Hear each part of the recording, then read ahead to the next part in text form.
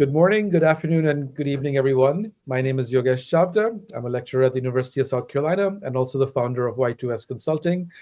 I am absolutely delighted today to have Jason Hauer right here with us in the flesh, talking to us about some of the amazing things he's doing. So, Jason, welcome to the show.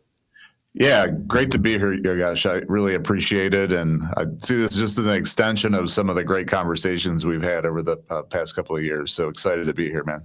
Absolutely, absolutely. So, a lot of people may not know who you are, right? So, why don't we first start by having you introduce yourself so that you can give us a sense of who you are, what's your background, and what got you into into the AI space. We'll come to that question at the end, but let's start with the introductions first.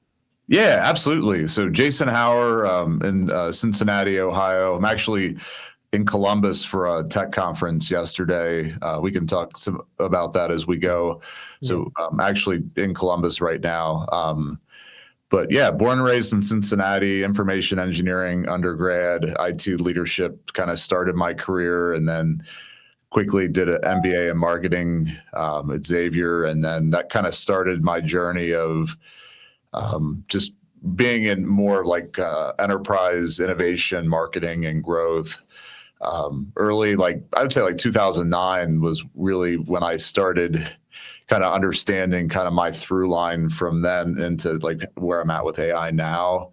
And it's just kind of this idea of I've always had curiosity for what's next, blended with the ability to accelerate the path from like disruptive idea to business impact. And that started kind of take like a lot of brands like 2009 we're still using focus groups and really getting into social listening, getting into video interviews, getting into like leveraging creativity and creative media with empathy building at that scale. But kind of the unlock for me with all that was like the ability from a speed perspective to move faster. And so that got me into co-founding the Garage Group, which kind of led us down a path of like 10x faster from insight to concept idea testing in terms of the traditional process. Still a lot of manual work and a lot of grunt work as it related to that, but it was still speed, improving things. And then when I saw Fifth Row a couple years ago, it blew my mind in terms of the potential of AI kind of in just about anything on the commercial side of enterprise to be able to go 10 to 100x faster on the agile process. Kind of just told me that speed is the new moat. And if you can get to better, faster outcomes at a fraction of the cost, it's very, very disruptive if you can start to apply it across the portfolio of work and really transform marketing capability. So yeah, that's kind of my journey of always being curious and then having the ability to come up with the idea and execute and then learn through the process. I've always it's always kind of been my thing. Amazing. And you mentioned the Garage Group, right? In fact, I think that's when I first actually heard about you. Because you were partnering with Amy, right? If I'm not mistaken. Ann Thompson. Ann Thompson. Sorry, excuse me, Ann Thompson. I'm just having a brain fart right now. But yeah, no worries.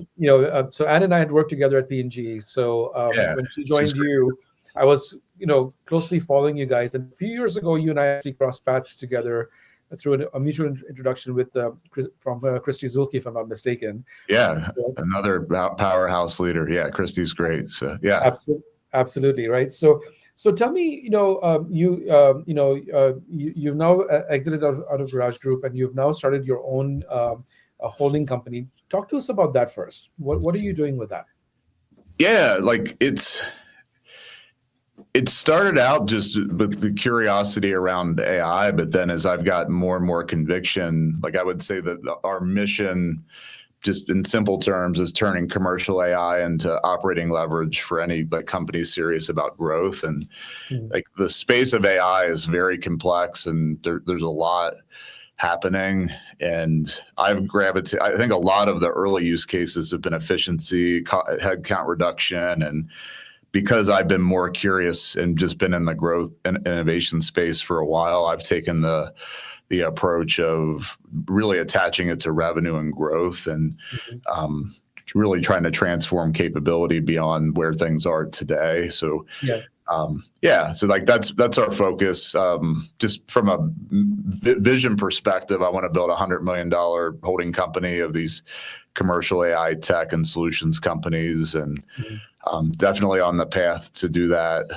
We work with, like, Fifth Row is AI agents for like business process automation, but a lot of it is applied to market research, insight, marketing copy creation, that sort of thing. Board of Innovation is best in class in terms of creating some very sophisticated, like, AI forecasting engines for a lot of, like, top Fortune 500 type companies on the commercial side of the business. So imagine CEO knows making a decision today, and like, I have line of sight into what my business likely is going to look like in 5 years. So like, really interesting, like things like StoryTap, where it's like being able to tap into consumer generated video at scale with AI at like 95% cost and speed reduction if you were to kind of rely on traditional methods. So companies like that on the commercial side of the business that drive revenue.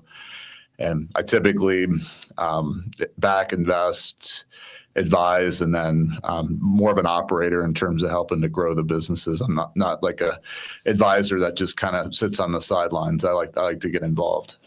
That's amazing. And you mentioned Fifth Row a couple of times. So just for everyone's benefit, I actually have somebody from Fifth Row, Ilya Filinau, coming in and speaking at our next podcast, because you made the introduction as well, to Ilya, and on speaking with him, clearly there's an approach that they're taking at Fifth Row, which is fascinating for me as well.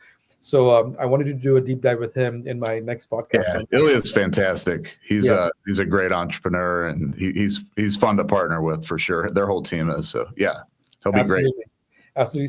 So I want to spend more time. You brought up a couple of key points about this whole AI space, and I want to unpack them a little bit, right?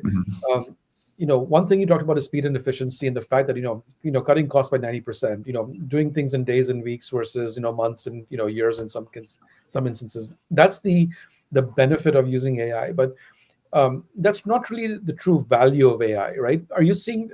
How are you defining value from an AI perspective when it comes to marketing, commercialization, basically?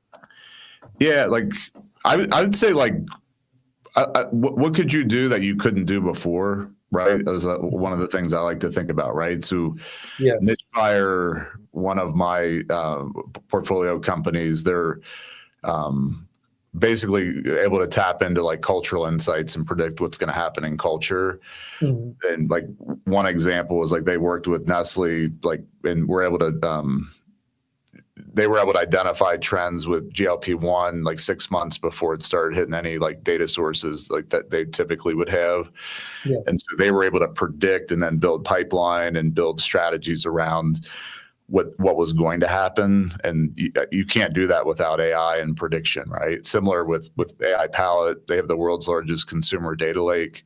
They can see food and beverage and personal, like CPG, personal care trends a lot faster and it's a lot faster and a lot more accurate than traditional methods. So just being able to cut through all the noise and be able to get to really sharp, like, what's going to happen in my category, particularly my brand, my business.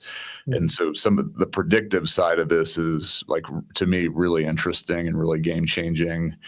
And then it's not necessarily like a portfolio example for me, but I was blown away by Pedigree in Australia. You may have seen this example, but they had a billboard execution in market.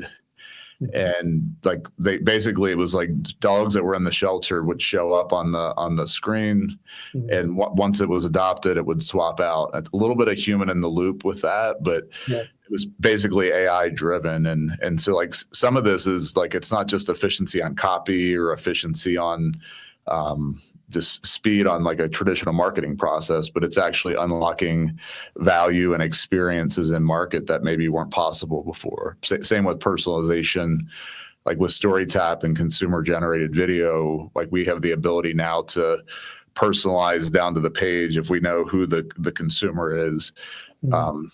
being able to filter the videos that show up on a product page or brand page. So personalization, the ability to kind of see into the future in a way from a predictive perspective, and then being able to like manufacture and create these amazing like creative experiences that you wouldn't be able to do without AI, I think are Right. some of the interesting spaces. I I find that absolutely fascinating because what you're tapping into is a conversation that I've been having with a number of people in the industry right now. That a lot of these companies are focusing on speed and efficiency, but they're not focusing on the value aspect of it. And I'm pushing everyone to say focus on the value. That's going to make you more, Yeah. you can then offer your wares in a better way because there's going to be a demand for it. But if you're just going to put speed and efficiency, that's not going to be a game changer ultimately. You know? There isn't like I like that you're pushing there. Like I think there's an arc to it because a lot of this stuff is complex and it can be to me AI can create fear in leaders and teams if you don't understand it, right?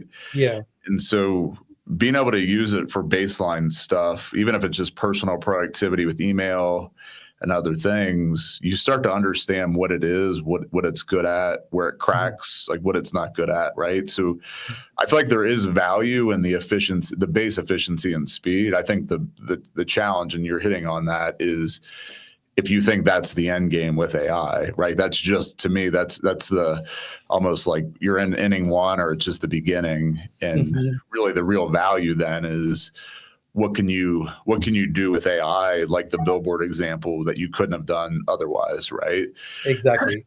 And really, and then on the predictive side, if you are able to predict better and you're able to save a lot of effort and execution and wasted effort on other things that maybe you wouldn't have done before, like it changes the game in terms of how fast you can move, like with confidence and all that, right? So, but I do think that there's value in the short term, like efficiency play, because a lot of teams too are just from a capacity perspective and a budget, like there's not a lot of wiggle room, right? So Yeah. a lot of getting to the next level stuff might be like with Survey Sensum, it's a CX research NPS platform. They're based out of Asia. They're one of my companies. And their base case is it's like 50% faster, AI native, and better than Qualtrics, right? So it's not like super disruptive, but if you start to think about how am I spending time and money today, if I can free up an analyst time, research time, reporting time, like platform time, times 10 or 100 of those kind of systems, then you really start to free up capital to then be able to plow into some of the stuff we're talking about in terms of more predictive, et cetera, right? So I look at it as both a learning what this stuff is good as it relates to AI, what it's capable of, where it cracks, but then there's a strategy and a process, like a transformation process, if you will, to where you are freeing up budget, you are freeing up time to then be able to put into some of the higher order stuff. Right. So you've gone down this path right now. You mentioned several names of companies right now, right? So talk to us about, how are you approaching what is your strategy for identifying these kinds of opportunities? Because I'm sure people are coming to you all the time with their pitches as well, I would imagine, right? So how are you able to say, okay, I want to, explore this, I want to invest here, these guys here, I'm going to push aside because that's not going to be in my remit, kind of thing, right? So talk to us about how you go about identifying that. I mean, there's a number of factors. I think the biggest thing, and I always look at it through the enterprise leader lens, is this the problem like strategically meaningful to the business? But then is the solution 10x better than what they're doing today? If there's not a dramatic process improvement and it's just incremental, then I feel like there's so many priorities and so many things happening on the enterprise side, they're just not going to care about it, right? So strategically important problem, there's 10x better solution, but then there's like, for me, it's like I work with experienced founders that are battle tested. They've been in business for a while. They've built things. They've had success. Enterprise grade is a must in terms of security and performance. I think it's really important that they understand the context in which they're selling into and building into, right? So there's congruency and process fit and workflow fit with what clients are already doing today.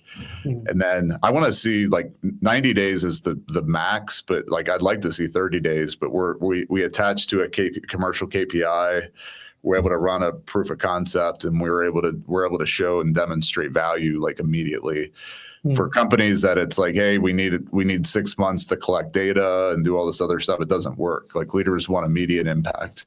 And then, yeah, so those are the things. I would say the last one is there's basically a self-reinforcing flywheel, because you know this with the GPTs and the processes you run, like Yeah. there's got to be a component to where we're improving the model and approach, like in the prompting and all that, like through the work.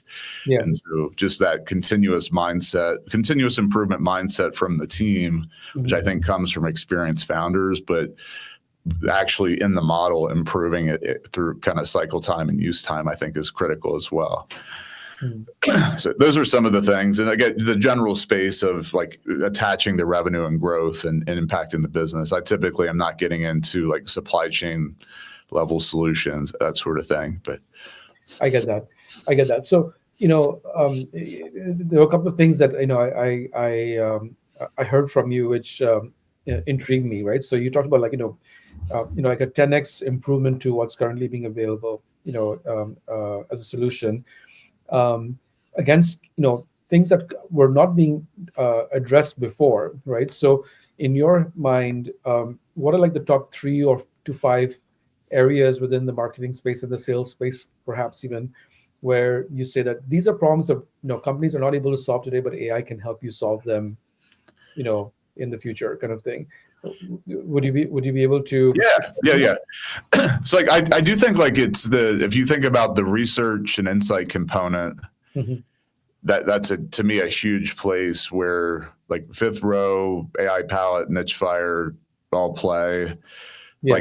Like for Fifth Row on just think about like new venture innovation research. They like BCG McKinsey engagement might take 4 to 6 months, and literally they can replicate like the research process in hours, right? So I feel like the 10x to 100x improvement in terms of speed and quality of insight with agentic AI, like to me is absolutely a spot. And like you can apply that to just competitive research in general. Like you could apply it to like research on a particular segment, just anything you would think in terms of being able to do research that you could derive insight from.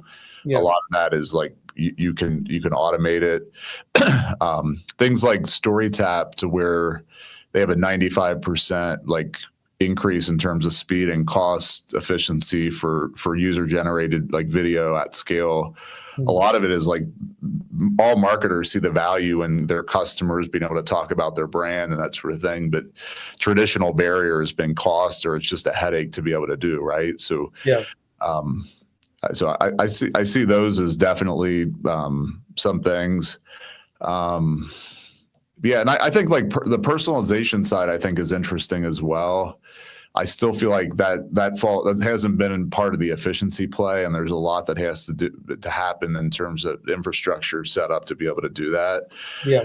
I definitely see the ability to personalize at scale to being like definitely an area there as well, where you're able to take generic kind of creative and create like max personalized executions at scale.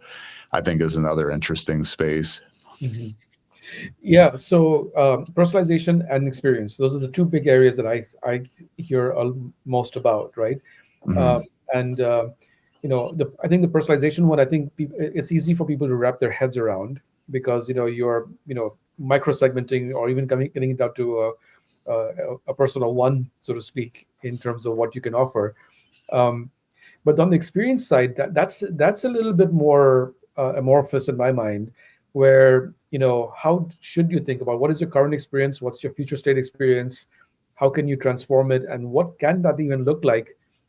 I think there's a lot of room for innovation in that space, and I'm just curious if you're seeing Any interesting, solutions that are coming? Yeah, like one of the ones that I always like Right. gravitate towards is like Aura Ring. That thing's been really Yeah, transformative for me in terms of sleep and just habits around eating, all that kind of stuff. And yeah, they're to me they're a great example of like being able to use AI and for business model innovation. It's part of the brand experience and all that. And yeah. the ecosystem of innovation that they've been kicking out has been super impressive. Hmm. Um, and like they just came out with I think like these, I guess, glucose monitors that you can get that Hmm. it's like a 2-pack for like a month, like 2 weeks each, Yeah. but it can help you kind of get insights in terms of eating. So they have a whole ecosystem, experiential ecosystem around health and wellness, Hmm. and they're really pushing their brands. And I think it's interesting because it's like you're not just it's not just traditional marketing, but it's like every day the alerts I get, like me getting into the app, it's all about kind of using the Oura Ring and that kind of the being a part of that brand, right? And we're all on Yeah. kind of the journey together. So, but I think there's so many. I like to talk about Oura Ring not just because I think it's a great example, but I think there's a lot of parallels too for leaders in general, whether it's CPG, retail, et cetera, to be able to think about like what are those Oura Ring like experiences that you could borrow and kind of bake into your Hmm. product experience. Yeah. And that's a great example because you have okay, this is from the healthcare space, but you're measuring information that's personal to you. You're able to then convert that into something that can be beneficial back to you, right? And all the complexity that's being managed behind the scenes by the brand, right, leveraging machine learning, AI, whatever, and the predictions that come with it. That's the beauty of offering a new experience. You could not do that 5 years ago, for example, right? So 100%. And it's shifting, like particularly with the glucose side of it. yeah.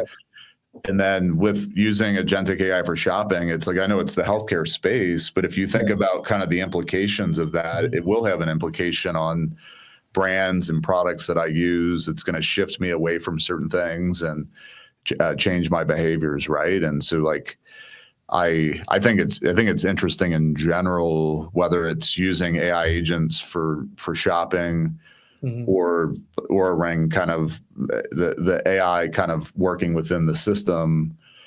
It is shifting my behavior and changing how I Yeah. operate as a consumer. And like I think that's another thing that's on the horizon that I don't think people talk or thinking a lot about from a marketing brand building standpoint. No, there are no, there aren't, and I think this is where you know the opportunity lies, quite frankly speaking, right? Because even like 10 years ago, when the Internet of Things was starting to become a thing, right? Aura right now is another example of that. It's a device that's a connected device which gives you all that data capture, and you can do all these things. 10 years ago, I was seeing that emerge more on the industrial side. Mm-hmm. I always was fascinated by the fact that what happens when that those capabilities start making its way into consumer packaged goods, for example, right? It's doable today now. I think the costs have come Absolutely. down, Absolutely. Yeah. significantly, right? So there's a connectivity here between IoT and AI in this example of Aura, for example, that you can talk about. But there's also other things like augmented reality, virtual reality, and AI, or blockchain and AI. All these things are starting to converge, and I think brands have to be thinking about these things more with a curiosity and an open mind. And I'm not sure they're doing it right now, or are they? And I'm not seeing it. Perhaps, maybe that's the case. Perhaps, I no, I absolutely don't think they are for sure. Like yeah, it's interesting. Like I feel like some of the barriers with AI, like when I think about leaders in general, whether it's professional services, CPG, yeah, I think we see the world like through what we do and how we do it, not outcomes.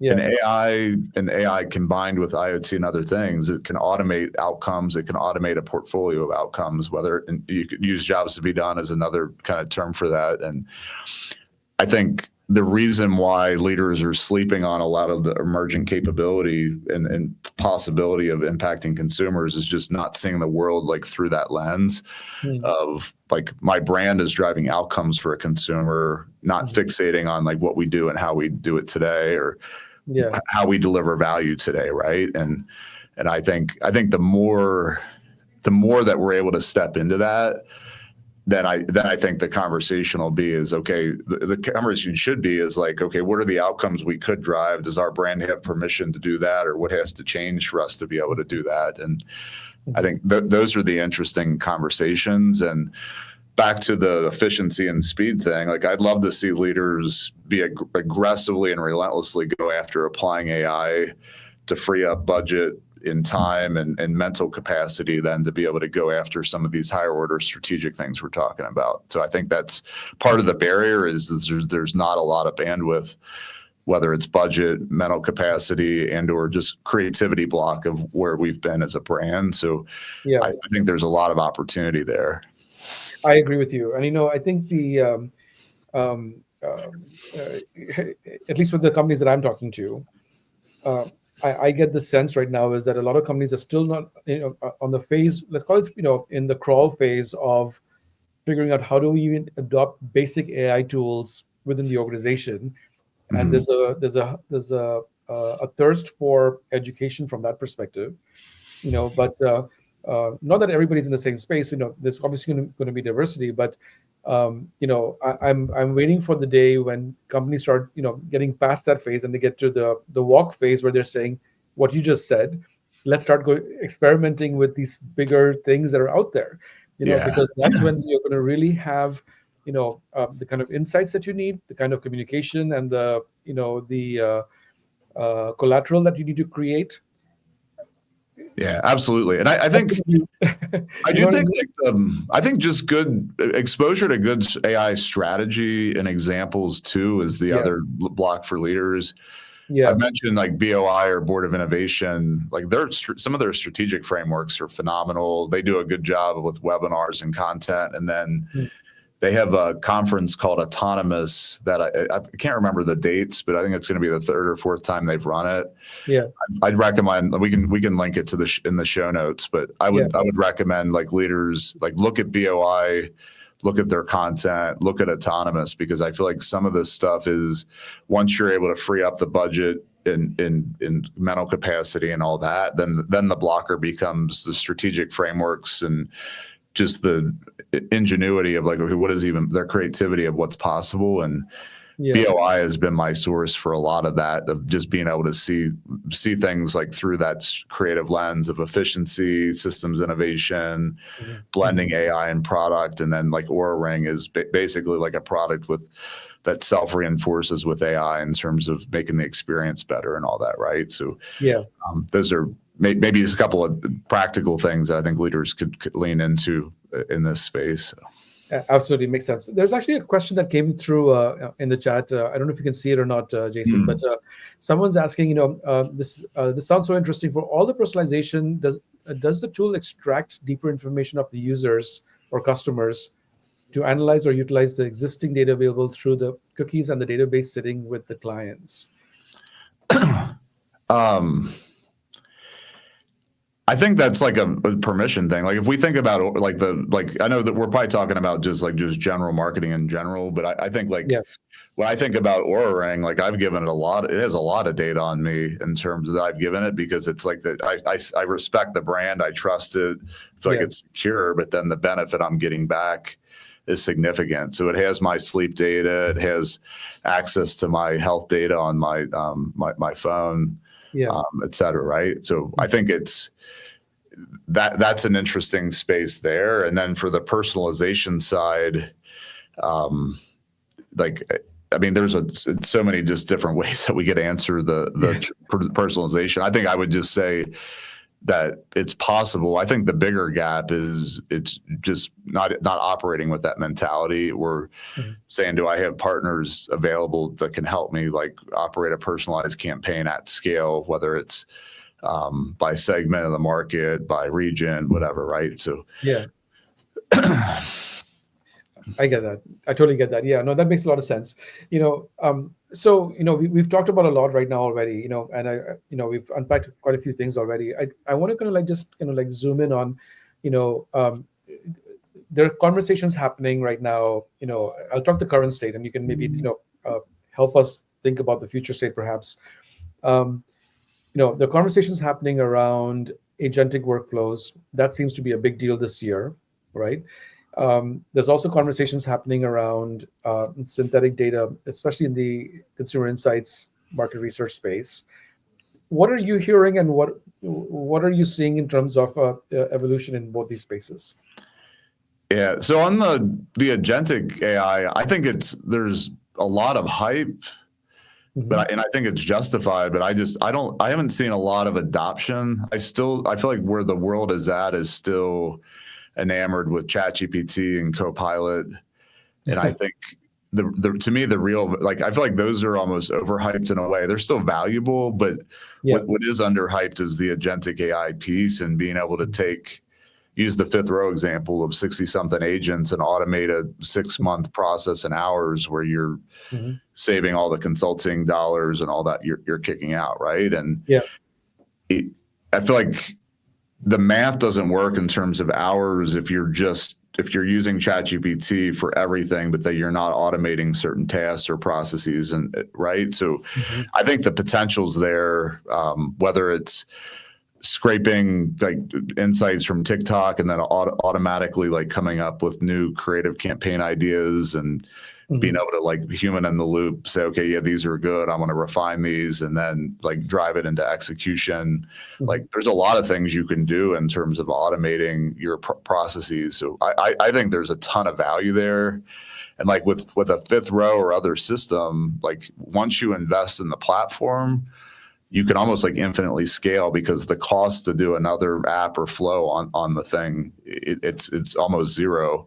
Mhm. And so I feel like if you're a leader and you have a like portfolio of mindset of, okay, within my purview of the outcomes I'm trying to drive, whether it's insight research or driving marketing, the ability to then to say, hey, we're going to automate the bottom 80% of what we're doing, whether we're spending consulting dollars externally or my team is focused on that, Yeah. you can have a massive impact. And just, I always tell leaders, if you have an AI arbitrage mentality, imagine if your competitors are doing that and you're not, they're going to have a huge advantage of you if they, which is say they automated 100 processes and you're still doing everything manually. You're not going to be able to move fast enough to keep up, or they're already going to be figuring out the Aura Ring strategy for their brand, and you don't have the bandwidth to be able to tap into that. So Right. I think that's there. I think the synthetic data, I feel like there's a lot of activity going on. I feel like if I kind of play it through the client lens, I feel like there's a lot of skepticism and Mhm. there's a lot of, I don't, how do I know if the input is right or wrong? There's no scoring. And Mhm. so I feel like there's a lot of hype with it, but I don't see a lot of it in use. I do think like where fifth row uses it well is they basically create synthetic stakeholder map off of the research and then use that to drive interview scripts to get like early copy and early like to start to bring ideas to life, but you're not making like launch decisions off of that. Yeah. Where I feel like a lot of where it's showing up is feedback on a concept before you're going to launch it. And I feel like there's a lot of leaders that are skeptical on they just don't trust it, right? Yeah. And it's all systems are not apples to apples. So there's some that are really good and there's others that are not. Mhm. And so I feel like we're super early with synthetic, but then it falls into the camp of what's 10x better, right? Because if I can bring synthetic in and I get quick feedback on a concept, like that's interesting. Mhm. But if I'm using Niche Fire or AI Palette that's looking at literally billions of data points Mhm. to help me understand, and that has qualitative feedback from consumers in there, just in terms of deriving the conversations. Yeah. All of a sudden, like I'm in a much better spot in terms of where I'm starting with my idea, right? And Yeah. so I think synthetic is interesting. It has a place. I think there's a lot of skepticism, rightfully so. I put that in the camp of that's kind of in the speed efficiency side of things. And I feel like if you're spending a lot of time on synthetic and you're not looking at niche fire, AI powered, or fifth row, you're kind of making a mistake in a way, because you're not going to be able to tap into the 10x performance as fast enough. So Got it. this is my opinion on it. Yeah, no, thank you for that. That's super clear.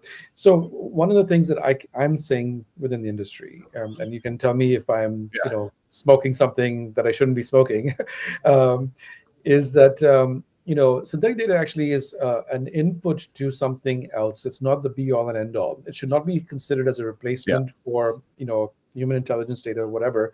It's an augmentation of what you are currently collecting already. But to my to that point, it's an input to what I call simulation tools, right? Mhm. Which don't actually exist right now in our in the insights industry, at least, or the marketing industry overall. Mhm. The ability to simulate a new product launch and see what happens, how competition would react and how consumer behavior would change, how the trends would change as a consequence. There's no tool that can encapsulate all those things in one place so that you can do what if scenario planning and see what happens if kind of thing. Yeah. Or maybe I'm not looking in the right places. Yeah, Are but like you seeing these Board of tools? Innovation is definitely, when they're building these Yeah. multi-year forecasting engines, they're definitely building that in. Yeah. But I think that's the exception right now. Where I was thinking about synthetic is just, Yeah. I see a lot of it not being used and applied appropriately within a process where it's just quick feedback on a concept. And Yeah. the way that you framed it up and the way BOI is using it, like, I feel like that's probably the best kind of use case right now, is more of the simulation forecasting, giving CEO, CMO, C-suite like great insight on what could happen with this launch, but what's our business going to look like 3, 4, 5 years out, and are we making decisions today that are going to be congruent with like where that's basically where our business is going to be, right? Yeah, and ultimately these are thinking tools, right? So it's not going to be like you're not going to just like sign away everything and say whatever it says is correct. No, nobody knows, but you have to use it, with your business judgment as well, in terms of your decision making process, basically. But I'm kind of like pushing and saying, hey, these tools don't exist right now. Who's going to step up and build them out, right? And showcase, because I feel that or maybe I'm wrong. Maybe there's no demand for it. That's why no one's building it. But I feel that there's a gap there right now. Yeah, I'm definitely the only one that I know that is doing it really well is BOI. In like they've done some great work with say like Nestle and Coca-Cola in that space. But I feel like it's just it's on the leading edge. Like we're right at the early part of the S curve on how AI is being applied against those types of challenges. Because Okay. I still think the majority it's kind of baseline ChatGPT, Copilot, like just kind of starting to use it, and Yeah. or just the AI fluency isn't there with executive teams. So, Yeah. but I think we're in the early innings. But I absolutely completely agree with you in terms of the ability. It's very disruptive, but I also think it's one of those things where it's like that's where it should be being applied, and for Yeah. sure. Yeah. And I think, if we, and this is about orienting the industry in a way, right? Because if, for example, there is a simulation capability that's built that can do all this kind of what if scenario planning, then what it also allows you to do is that it starts feeding in all the other components of insights and marketing into that, so that all these little slices of AI stuff that's happening for moderation or for package design or whatever it is, they become subcomponents or steps along the way, or they can be built into the agentic workflows to speak of, that feeds into a larger system, basically. So we have, Absolutely, yeah. And you know what I you're mean? as a leader, then you're the conductor, or like you're running the orchestra essentially, right? So Exactly. you're operating much more with like an outcomes mindset than anything, and yeah, that's definitely where I think things will land over the next couple of years for sure. And I think that's where I mentioned the autonomous conference is a helpful, because Yeah. BOI is at the edge of that as it relates to like AI applied to the commercial side of enterprise. So like that's, Yeah. yeah. I get that. I get that. So you said you were at a conference this week, in fact, in Columbus, right? So what are you Yeah. seeing at the conference? I'm curious to hear that. So it's the Ohio Tech Summit, and a lot of it, obviously, because AI is kind of front and center, was the conversation. But the Yeah. most mind blowing thing I heard was, so my friend Tanja led a panel with two folks from OSU. Like one of them was the president, Ted Carter, really impressive guy. He was I didn't know this because like Top Gun Maverick's one of my favorite movies, but he was one of the pilots that the basically the maneuvers that they did at the end of Mhm. the whole movie was based on. He was one of those pilots. Oh, wow. Complete badass. Like the guy is amazing. But I like that he shared that story because he was trying to frame up his mentality, the board's mentality at Ohio State, the Ohio State University, as it relates to AI and students. And they basically have a vision to where if you go to the Ohio State University, you'll graduate with AI fluency regardless of like major. And I think that's interesting because if you start to think about, like, a lot of companies today are behind, to me, way behind the curve on AI fluency across the board. Yeah. That's to me like a light at the end of the tunnel in terms of the people like students entering the workforce. Mhm. So that was interesting. And then I still think like a lot of the conversation was around kind of the efficiency application versus the growth application. And I think one of the panels I listened to got into that a little bit in terms of leaders wanting to kind of move faster on the growth side, but there's still just a lot of inertia and a lot of outages on just the base use case for AI even get started. So definitely like opportunities there to continue. And I'd love to be a part of even some of those future growth conversations. That's kind of my thing. So. Right. So first of all, on the education side, I love the fact that they are taking such a bold step in talking about AI fluency with all their students. I teach at the University of South Carolina, Yeah. and we're in a similar conversation as well, right? And how do we build, integrate AI into all of our classes, in an appropriate manner. We just started introducing classes specifically dedicated to AI and marketing. I taught the first one at the MBA level this spring, and you know, I can what I can share is basically that in a 7-week period, seeing students go from say limited AI fluency to advanced AI fluency was such a joy, and the kind of impact that they were able to have in such a short period of time was absolutely phenomenal. In this particular class, basically. Yeah. So They don't know the gift that you gave them, man. Like that's phenomenal. Yeah, absolutely. That's a gift. yeah, and quite frankly, you know, uh, uh, you know, to me, it's we have to give up this over reliance on textbooks, and we need to kind of like tap into what's available online and what's happening. So make people curious. Show them how to be curious and give them the tools to figure certain things out, and then just see how they go from there, basically, I right? think that's well said. And I think the same applies to whether you're a CMO or a brand manager or an ABM. Like Yeah. you have to use this stuff to understand it. And if you're not using the best models every day, like you're at a significant disadvantage from an understanding standpoint. So I think that's well said. Yeah, thanks. And I think these are the kinds of messages that I would hope starts uh, that more people say it, because there are too many people out there who are saying just the polar opposite, which is there's a fear factor, like it's not for me, or I don't know how to use it, and I don't want to start using it, and all that kind of stuff.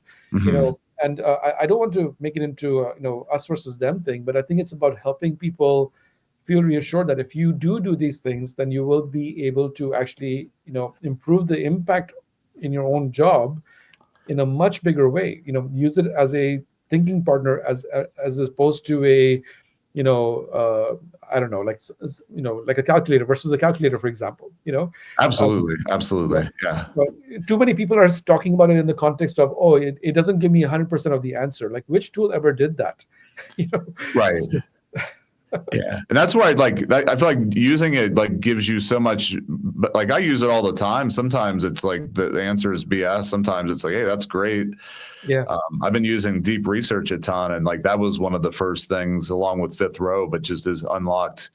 This Yeah. is like truly an insight revolution or intelligence revolution in a way, because you could just Yeah. you have so much more, so much faster access to knowledge and understanding than maybe you had in the past, right? And Yeah. I like to talk, like I mentioned it before, the AI arbitrage Yeah. strategy or mindset, because I feel like so many leaders are on the defensive with AI, and I feel like something like AI arbitrage and that mentality puts you on the offense to say, hey, like this can create a great advantage for my individually for my career, but also in my organization, but also just from Yeah. a competitive standpoint, just because the impact is so dramatic. If you get 10x improvement on 100 or 1,000 processes across the organization against a competitor that's not really using it, it's like it's significant, right?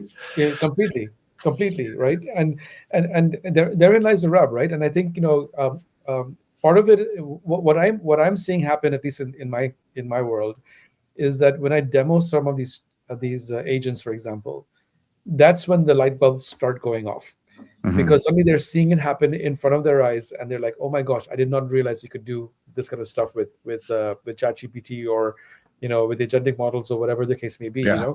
And that's, to me, like, it goes back, almost to like CPG marketing, back in the day, where until you demo or sample a product and the consumer experiences, and they're like, "Oh my gosh, the experience is so much better," Yeah.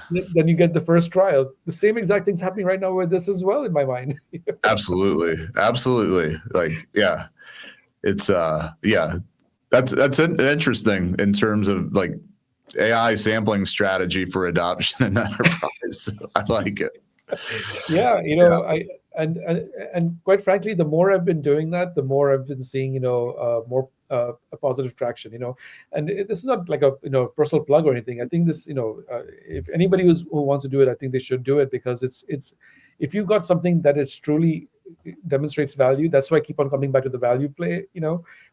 If people see it, they'll be like, yeah, I want it.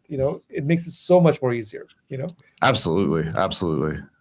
So we have a few more minutes left, so I want to just kind of like spend a couple of minutes asking you a question around what are you seeing on the horizon right now? What are the 3 or 4 things that are out there that are like, this is interesting, or it's making you curious? I think I would say the one big thing that I think is curious, like is was interesting to me. I follow this guy Nate Jones on Substack. He's great. We can link to the article I'll mention. Yeah.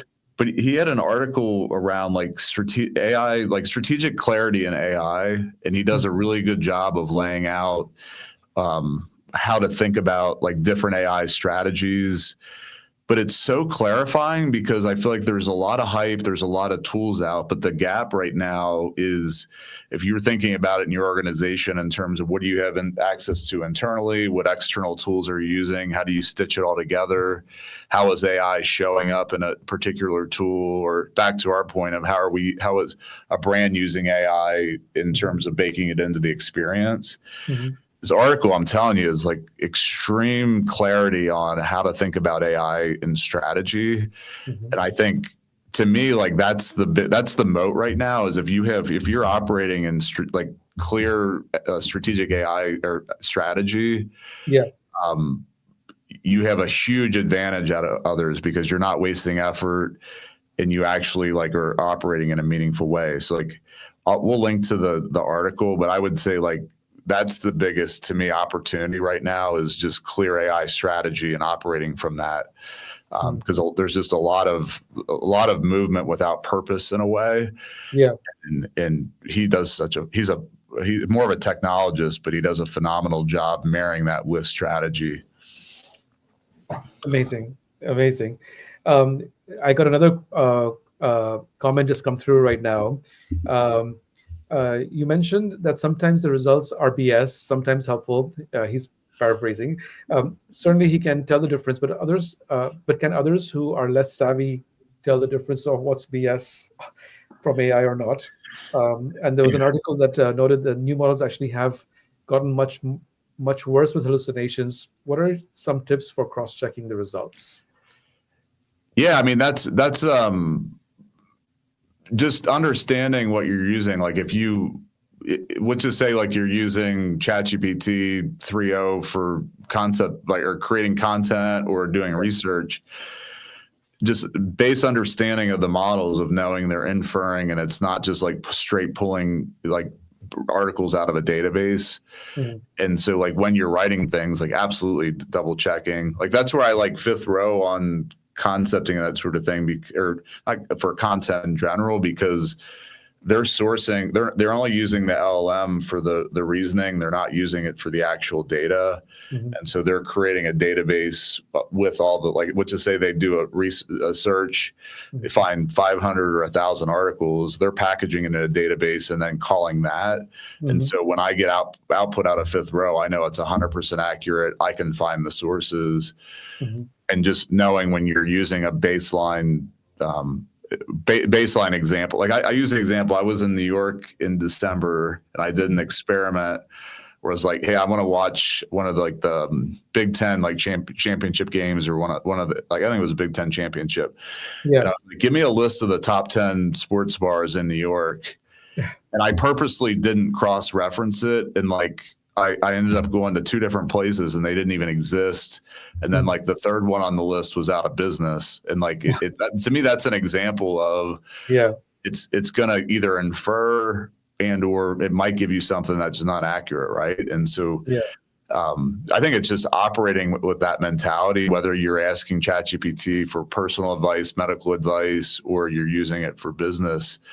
I think that to me, yeah, just understanding that, I think, helps you, because then it's like, okay, I'm going to use it, but then maybe I'm not going to trust the content that comes out, or I'm going to double check it. So like, I'll do like, if I'm writing an article or something and it mentions a data point, I'm just like, you have to think through, you have to review it, and I'll be like, that data point doesn't look accurate, or all the data points you mentioned, can you show me the sources? I'm sure you do some of the same stuff, but you can't just take it for, you have to like just interrogate and ask the question and say, okay, where did that come from? And I do think like with O3, I feel like it's gotten better because it can real time go out and find sources where it's building the answer, and you don't have to just use deep research for that. That's where I feel like using the best models is helpful. And I know like it's $200 a month for like OpenAI, but I look at it as like a gym membership, and it's part of like operating and learning. And so, well, I haven't yet been built up the courage to go spend $200 a month for the pro account, but it's phenomenal. Like O3 is like the best that I've experienced, and for it to be able to do, like, I'll just ask it for like a quick query, and it'll go find 11 sources and then bring back something that's a lot more accurate than some of the past models. Like, I think it's totally worth the investment. Now, I know that O3 is also available with the Teams account. I didn't realize. Is there a difference between the two? I would think it wouldn't be, right? I'm not sure. I know, like, I use with O3, I use just the base a lot. I use deep research a lot. And then I've been playing around a lot with Operator, whether it's like, I've been looking to replace my car. So it had it build a spreadsheet of like 10 different options, or it's like, hey, I need a new pair of running shoes. I want them around this description, these brands. Can you give me 10 options? And or like booking restaurants. I use it because like I feel like it's early, but I want to again, I'm trying to understand the agentic AI as it relates to consumer. And how are consumers going to be interacting with this stuff? And I'm glad you brought that up, because that was a question I was going to ask you, actually, because with things like Operator, it's going to completely reframe how we think about the consumer journey and the path to purchase in a way, right? Are we going to get to a place where we have to start influencing algorithms, or how do you influence the algorithm to get your brand to show up, as opposed to trying to influence the person so that they know that your brand is top of mind for the person? Is that a made up thing by me and my hallucination? No, not at all. Like, I feel like Pete Blackshaw and the team at Brand Rank are all over that in terms of like kind of talking about like answer engines. My biggest thing is like if you don't have a brand and it's commoditized, then you're kind of dead, because it's like if you're ordering pizza, or you're just say I need a pizza, or you're ordering Pizza Hut, or like in Cincy it'd be La Rosa's, right? But Yeah. if you have a brand and it's built, and then the consumer is asking, then there's not an issue. But if you just say I need pizza, or I need like X commodity, yeah, then you're kind of dead in a way, right? So like I feel like there's ways to game it in terms of like where you're showing up there, but I still think it necessitates like great brand building even better before, and or things like Oura Ring, things like subscriptions where you're kind of you're able to lock people in, and then there's not as much switching. I think those are some of the things that you would just have to think about. That's amazing, because the behaviorally that's a big change for a lot of brands to think through, and again, for me, this is the moment right now where we're still in the early days where you can still start making those interventions and make things happen to your advantage. But 2 years, 3 years down the road, it might be too late. It's an interesting example too, because like my daughter runs cross country or track right now. She's a sprinter, and I was driving her home from practice the other day, and she needed a snack, so we stopped into the C store to get like a protein bar and a Gatorade.